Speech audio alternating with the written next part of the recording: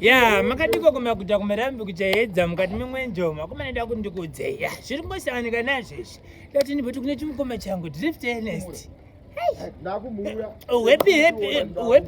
Happy birthday mukoma, mwari ngawedzere murambe muchishota amana muchirova basa yakati ndakumberi komasi nanakoche kona chi hadizoziye nzvimbo asi wazvinzwa musoro bangu ndibatsirewo kuti mukoma aiwa makore akawanda ngaawedzerwe mari pafadzo neunyanzviwo basi wawenga wedu washoma ndapedza nemi watitisha.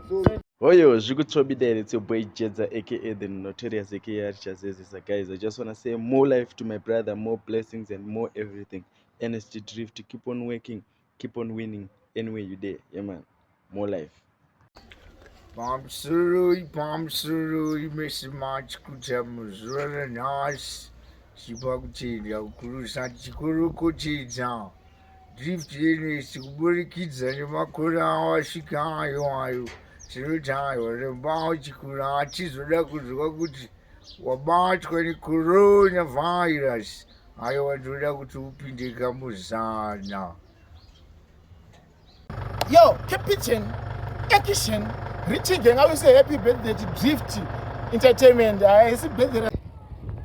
And this man gonna be there raDrift, but that's no birthday like he played the Drift. Boom.